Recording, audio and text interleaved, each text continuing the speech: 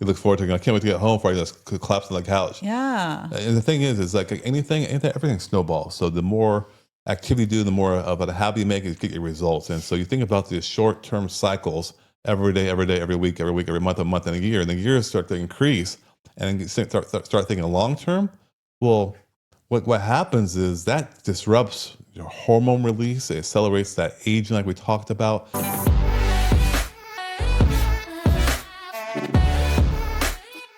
And it creates this chronic inflammation that just leads to the whole pain and disease. And so uh, it's really being conscious to think about that and recognize that you have the power to make a lifestyle changes that will help you feel less tired, experience less pain, and just feel less sick overall. So, what do you say to people who work longer hours and they come home and they're just spent?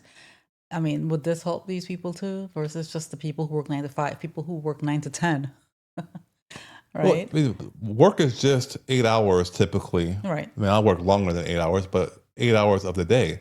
And just because you go to work don't mean that my day is revolving around work. There's some me time, and there's some family time, there's some social time, there's sleep time, there is things that revolve just outside of work. So it's one of those things where you just got to realize that this whole work culture doesn't have to influence your whole entire life, and that's okay to think about your life after 5 o'clock as part of your life, and not just, oh, I gotta go to work. Yeah. It's a deliberate action, and when you do it though, you can feel younger, healthier than you have in years, because now you're being intentional with those evening hours. Now, instead of just letting them slip away unconsciously, like many of us did, like I did. Yeah. Yeah. Yeah. So when you start to realize that you could transform, right, out of these habits and into something good, it can be done. It's 100% can be done. I did it. Anybody can do it. I mean, and that's what it takes to live a really truly healthy lifestyle. And the framework is this. It's really quite simple. It's about deliberately avoiding the pain that you're currently in, and you want to continuously just get out of that unconscious lifestyle. You want to be more conscious about it. That because when you do that, it does make you feel more tired. It just goes down a path that you just, I want more of it and more of it, and that's just not a healthy way to live. And if you forget, right, because you're so used to that habit, you just set reminders on your phone. You get off of work, let's say you get home by 5:30, that's your normal schedule. So then you schedule your time saying, you know what, from 6 to 7 is dinner time with my family. Yes, we're going to talk about that. Don't lose it. But let's talk about the habits right here. Oh, sorry. That's good. That's good. That was good. That was a good one. So don't lose that trick though, the I hack. might forget it.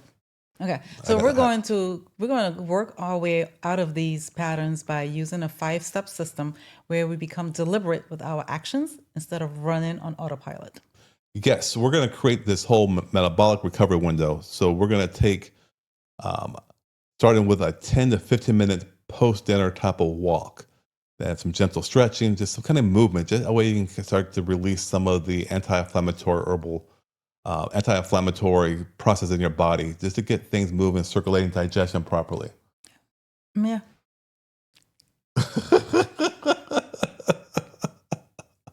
Another hack is to go device free, have family connection time.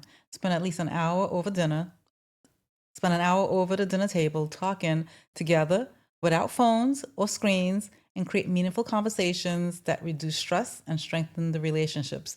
And for some of you, I know it might be a struggle if you have teenagers that don't want to part with their phone, but you have to get creative.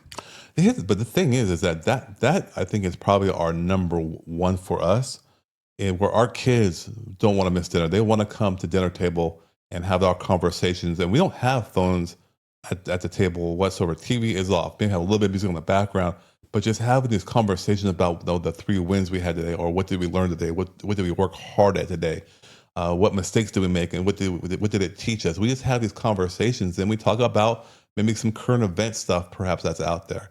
But And there's this, a lot of jokes, lot of jokes, a lot of poking. a lot of poking, and but that's what they love too. They enjoy the jokes and the laughing and the conversations we have as a family. And the win behind that is that it reduces stress for the entire family. Hmm. it strengthens our bond. Mm-hmm. And it also gives me personally just a little bit of extra like inspiration to continue to live a healthy lifestyle, to make sure that I don't come home completely kaput and want to tarnish that relationship that we're building with our family, because it's really so meaningful. Mm-hmm. Mm-hmm. So it gets to keep your brain engaged mentally. Sorry.